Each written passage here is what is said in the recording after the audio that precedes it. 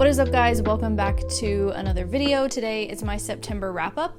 I didn't read like a ton this month, but I'm pretty pleased with everything that I read because a lot of it is a little bit fall related, like fall vibes. That's kind of what I'm going for. So I'm easing my way into like dark academia and like some darker manga, like dark fairy tale type books. Overall, it was a pretty good reading month. There is one book in particular that I'm actually genuinely kind of upset about. So we will get into that. So first off, I am going to mention my obsession, my love, my heart.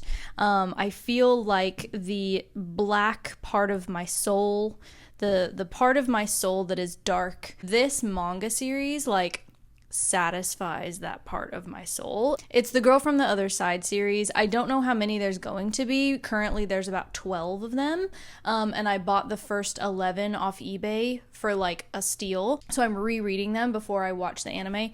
And so anyway, in September I read the first 3. They're just so sweet. I don't even know how to explain them in like full detail to give you like the vibes, because like I want you guys to like feel how like cozy they are, but also how sinister they are. They just have this weird, beautiful mix of like cottagecore, but also like horror.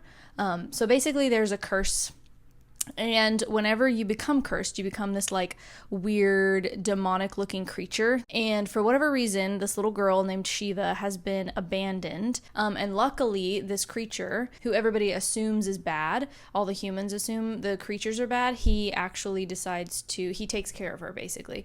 And he's kind of like her shepherd and her protector. It's very sweet. It's almost kind of like a found family sort of situation. There's so much story in these. I feel like the story moves like very quickly.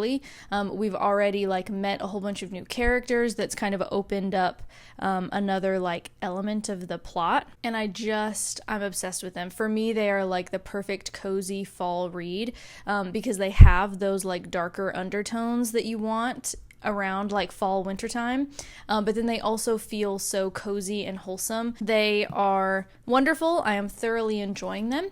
I plan to read the series, or at least however many are out so far. I think it's the 12. I plan to finish them by the end of the year. Probably start on the anime then. And then for short stories, let me see, I have 2 short story collections to talk about actually. The first one was for my Reading Around the World challenge. One of you recommended this to me, so thank you so much. This is Baboon by Naja Aidt. I am probably butchering her name. This is for Denmark. I believe these were translated from the Danish. Let me correct myself if I'm wrong. Yes, so this checks Denmark off my list for my Reading Around the World challenge. I really liked these. Obviously, with any short story collection, you are going to have some hits and some misses. There's going to be things that you didn't love so much, and then there's going to be a few that like really knock you off your feet. I will say these are definitely like, it's very adult content in here. The type of language and diction that she uses in this, it's very straightforward. It's very kind of like she lays it all out there. It's all in your face. There was a lot in here about fraught relationships. So like marriages ending, parents struggling to parent. So it was about kind of like shattered family stories. So it was not like a light, happy read. Well, it's very realistic fiction, which I like. Now, her writing is quite simple. Like there was a lot of choppy sentences in here, which isn't my favorite type of like syntax to read because it feels a little bit simplistic. I didn't really find any quotable passages in here. Like there wasn't any just like beautiful language that knocked me off my feet. However, she's very good at getting to the heart of her characters, like explaining what they want, but like showing, not telling. I hate it when writers just straight up say how a character feels instead of just like showing us. I really love the way that she exposes human desire. So I did give this one like 3.5 stars. Then the other short story collection I just finished this morning. Now I will say I was hoping to love it a little bit more than I did. I actually also gave this 3.5 stars. So this is Augustina Bazterrica's 19 Claws and a Blackbird. So there's 20 short stories in here. It was sort of light horror, definitely. The last story was really the only one that kind of like gave me shivers. The last story in here is called The Solitary Ones. I highly recommend that as like your Halloween night read. Like if you're someone who doesn't really go out on Halloween night, if you are like that, I feel like this short story, the final short story in here, is one that you could read, and it's not too scary, but it did actually like give me a chill. It has to do with the electricity going out in the subway and things that are waiting in the dark. I'll just leave it at that.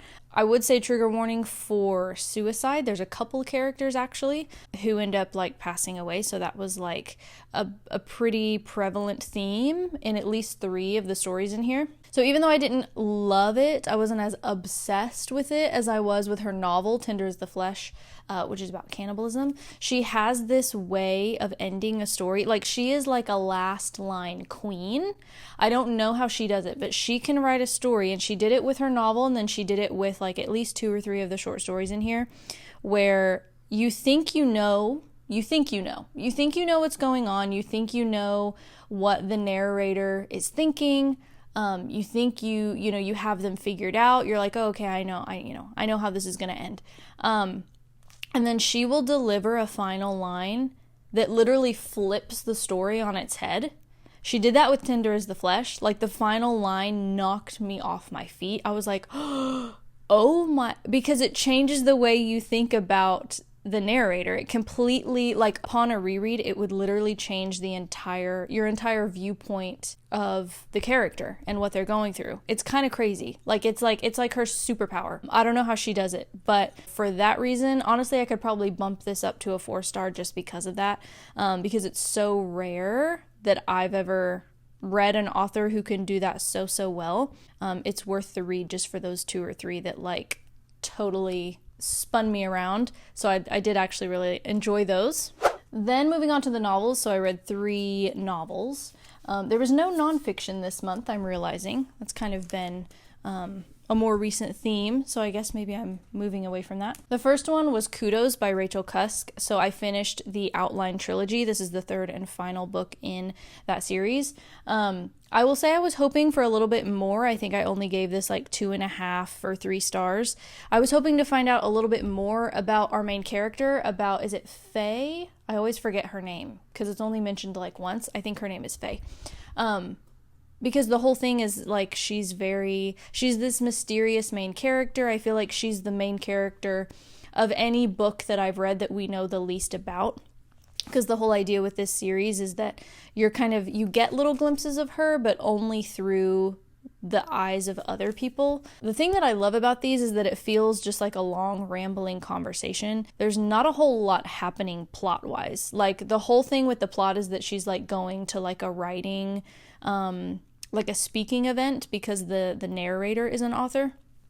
So that's basically all that's happening. She's on a plane, so she has a conversation with that person. She ends up, at the hotel where she's staying, so she ends up having a conversation with people at the hotel. Like, it's all dialogue. That is her strong suit. So if you are like a wannabe writer, and you're wanting to study dialogue, this trilogy would be an excellent way to do that. It feels very realistic. It does feel like how people talk. I hate like stilted dialogue. Reading more translated fiction recently, it's something that will happen a lot in translated works, and I think it's just because different languages, like syntactically, they're just different. And so a lot of times you get kind of odd feeling or like odd rhythms with dialogue with translated work. We really didn't get much about her. It was a little anticlimactic, but it's also not a thriller. It's not supposed to have some crazy ending. I'm glad I read them because they're different. It's just sort of a different kind of vibe because they're so dialogue heavy, but I don't think that I'll be rereading them. Let's see, second to last, and this was one of my favorites of the month. This is Assassin of Reality by Marina and Sergey Dyachenko. This is the sequel to Vita Nostra, which I'm obsessed with. That's probably one of my favorite dark academic books. It's probably I don't know if it's my second favorite. I was gonna say The Secret History is my favorite dark academic just because it's like the classic top tier Like, it's the one everybody knows. But Vita Nostra is special. It's very unique. And Assassin of Reality was too. It's so abstract, the concept for these, it's kind of difficult to explain. Essentially, they are trying to become a part of something called the Great Speech, and they're supposed to sort of transform so they're sort of breaking free from their human form and becoming a form of grammar, if that makes any sense, like a literal word, like capital W, they're becoming a word. It's very abstract, which I typically do not like. I'm very literal brained, and so usually that's something that's kind of tricky for me to get my brain around, but for whatever reason, these are written so well, so incredibly, and they really like spell everything out for you. So for whatever reason, these are actually relatively easy for me to understand.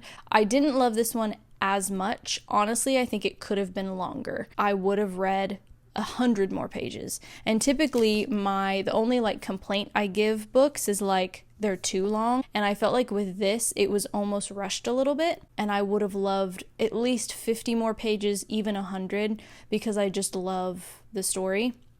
So we pick up with Sasha pretty much where we left off. She was a third-year student at the end of Vita Nostra taking a final exam, and you don't really know exactly what happened because she did something in that exam that like no other student had ever done before.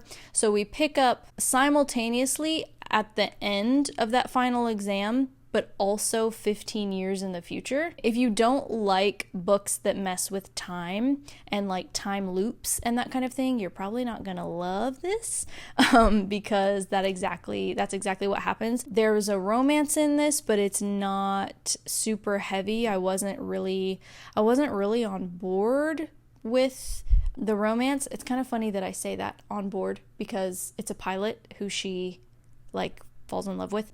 Anyway, I do think it's a worthy sequel. I need to figure out if it's a trilogy. I can't remember if it's a duology or a trilogy. Didn't love it as much as the first, but that's usually how I am anyway with books. I always love the first of a series the most, like the first Harry Potter book or the first film of a series or whatever. Highly recommend if you're into dark academic books and you haven't read these. What are you doing? They are amazing. Highly recommend. And then lastly, this one, honestly, I had such high hopes for this. This is Faux by Iain Reid. I never quite know how to say his name because I feel like he has an extra I in there. I found out about this because of the movie that's coming out with Saoirse Ronan, who's one of my favorite actresses of all time. She is beautiful. She is so talented. I love all the films that she's in. I'm there. I'm down. It also has the actor, I'm forgetting his name right now, but the actor who was like the male lead in Normal People, which I also watched and loved. So when I saw that they were both going to be in a film and they're playing like husband and wife, and they were going to be in like a science fiction psychological thriller movie, I was all about it. Like, I literally ordered it the day that I saw like a trailer come up on YouTube or something. Here's the deal. And it's not his fault. I feel like it's not the author's fault. I would be pissed if I wrote a book like this and the publisher or whoever wrote the blurb on the back did me dirty like they did him. They gave away too much in the blurb. So if you have ever read a book before, you are going to guess just by reading the blurb what's going on. And it literally takes 100 pages, it's literally on the 100th page, when that plot twist, or whatever you want to call it, is finally revealed. But it's like we already knew that from just reading the blurb. So it takes 100 pages, and it feels so slow. It was such a slog to get to that 100 pages, and then finally I was like, well, I have to finish the rest because now I know, now that we just got to the part where this big reveal happened, now I need to know like what actually happens after and sort of the fallout from it. So anyway, basically it's following a husband and wife, and Henrietta is the wife, and Junior is the husband, and they live together out in this isolated farm, and they're totally content just to be by themselves, to work blue-collar jobs. Like they're content with life, they're fine.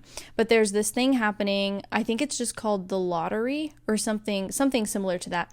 And basically it's set far enough in the future that we're trying to colonize the moon, something like that. And so Junior is like chosen randomly. He's chosen to go for 2 years. And the whole thing is that Henrietta won't have a chance to miss him because she won't be left alone, not even for a moment. Henrietta will have company, familiar company. So, like, I'm not going to say any more, but like, it's pretty obvious. I liked the psychological aspects of it, the sort of machinations of a marriage and separation and isolation. Like, don't get me wrong, it has its merits for sure, but the blurb just gave away. It gave away too much. It gave away way too much, and I feel bad for Mr. Reid. I will still go see the movie. I think I might like the movie even more. Who knows? It wasn't a DNF, but I did think about it a couple times. Honestly, if the chapters weren't so short, because a lot of the chapters are literally like a page, 2 pages long, it keeps you reading because there's a lot of blank space. There ends up being a lot of blank space in the book. So I knew it was going to like go pretty quick. So if it was any longer, I probably would have DNF'd it. And it's supposed to have like a twist ending, like a shocking ending. And I will say that was probably the best thing about it, but then it's over. So it's like, so I had to read through like 240 pages to get to those last 10 pages to actually get some sort of shock. Not his fault, but yeah, that was like a 2 stars. I just like could not believe. The blurb built it up so much, and then we already knew what was coming. That is it. That is all I have for you. You guys let me know what you're reading in October. I have a pretty decent stack to get through right there. Thank you for watching, and I'll see you in my next video. Bye, guys.